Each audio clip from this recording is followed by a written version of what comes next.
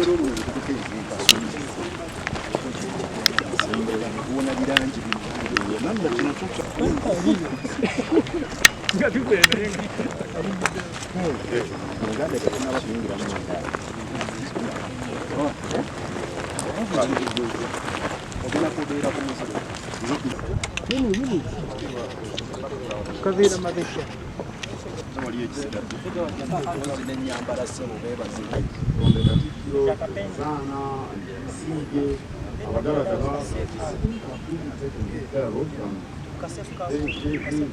situation right now is quite encouraging, and we hope that the visitors who come to savor the cultural malls of this place are getting kabaka musanyufu nnyo olw'endabika y'abana abalala bafunayo ekifaananyi naawe ebajja wano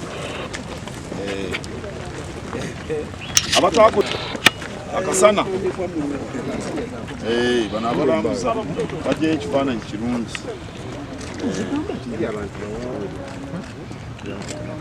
ate olisiye bugenda wembugu bugemba abadde alaze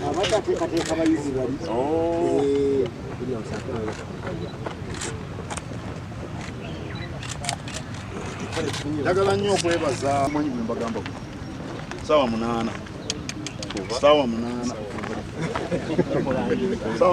tugenda mu bumwanya awo gwoba ogaŋŋalamye naye ebirala byonna byetaaga buvumu bumalirivu ayagala ebyangu alinga essaawa eri 8 naye bw'oba oyagala okufuna omulimu omulungi mwenga byekigwa mulina okusoomoozebwa osobole okugjamu naye bitandise okulabika kiti nno bitandise okulabika ekifaananyi kikulaga nti kifo kino mwebale nnyo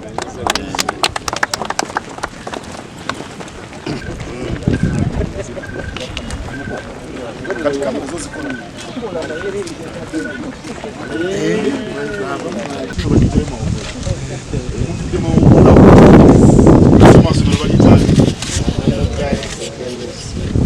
build for the future. Akati ani agenda okumbuulira amakulu g'eŋŋombo y'essomero lyammwe esobole yasembereko mu maaso ambuulire amyalo ali wano ow'emmamba ate yeekweka onoowangula otya obulamu nga weekweka mu mugongo gw'ono gwetwala lwaki weekweka mu mugongo gwa nnanyini kale tubuulire we build for the future kitegeeza ki mu Luganda olowooza eŋŋombo yammwe etegeeza ki essomero lyammwe kubanga bw'onooba togitegeera tujja kusobola kugirondoola wategeeza ki katugamba bano bonna bano baminisita bano babala baasoma olowooza mukyaka bamala okusoma oyinza okukolera ebiseera eby'omumaaso nga tutaddeeyo mwoyo oteka okusaayo omwoyo n'okola n'amaanyi go gonna owulidde munaye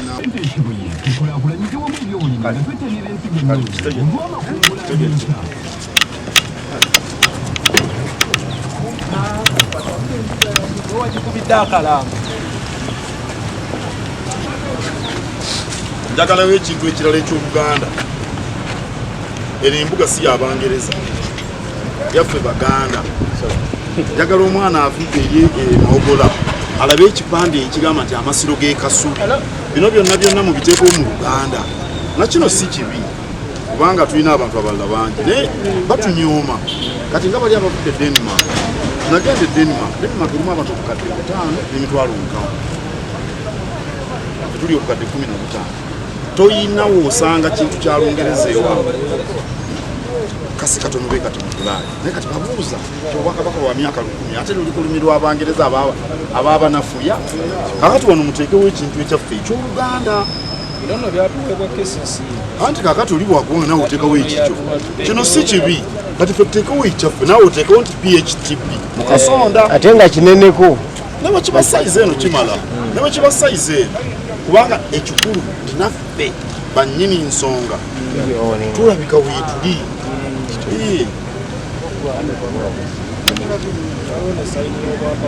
ate ono ebigambo abirina bimanyi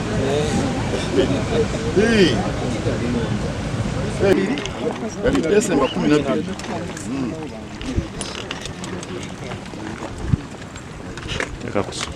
gamba za kusuti tugenda kusoma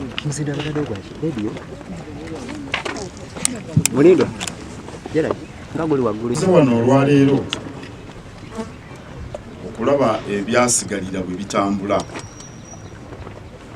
Munajjukira nti ennaku z'omwezi 12 omwezi ogwa Ntenvu Desemba 2025 twajja wano ne bannange bano bendi nabo ne nangirira ng'omulimu gw'okuzaawo Muzibwazaalampanga ogwali guwedde.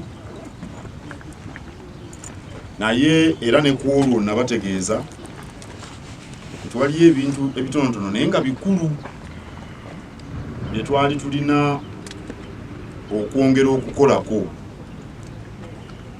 Bwe nalangirira okumala omulimu gwa Muzibwazaalampanga, ennyumba zino eziri mu mbuga eno zaali tezinnaba kuserekebwa, era twali tutandise okuzisibako amayinja mu budde obwo. Naye kati bw'otunula olaba ng'ennyumba zonna ziserekeddwa, amayinja gasibiddwako, buli bwe tugunnaggweera ddala naye guli yaddeyaddeko. Olujja luno nalwo lwaggwa kuba lulina kusigala bwe ruti. Waliwo eyajja mu ofisi yange n'ambuuza, ne mukola omulimu okumala emyaka egyo gyonna olujja ne mululeka nga lwa ttaka? Ekyo kigenderere.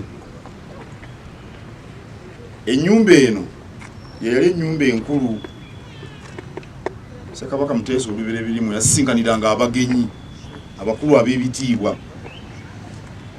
Embuga eno yali nnene nnyo, olubiri lwali tutuuka eri e Makerere gye mulaba University n'okutuuka eri e Namirembe nawa yonna eyo, naye wano nga we wali ennyumba eno enkulu gy'oyinza okuyita court house.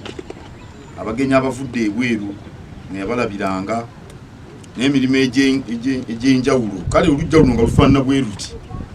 Kati twayagala okukuuma ekifaananyi ekyo, so si lwakuba tetwayagala kulusiba koolaasi oba obujjo. Emirimu gino gigenda gikendeera. Ekikulu kye tulina okukola kwe kulabirira buli budde, okulaba nti tulabirira ennyumba ey'essubi. Enkuba bw'etonnya, essubi lyongera okunyigirizibwa ne likendeera. Tulina okuba nga tuzzaako essubi. Emmuli zino zirina okulabirirwa buli budde, lunye. Ndowooza ekigambo ekituufu eky'Oluganda. Tulina okulabirira omulimu guno lunye. Ndogo Bukaba at the entrance, which houses the royal drums of Kabaka Muteesa the found actually on the 12th of December 2025. I announced completion of the restoration of Muzibwazaalampanga. But that didn't mean that all the works were done.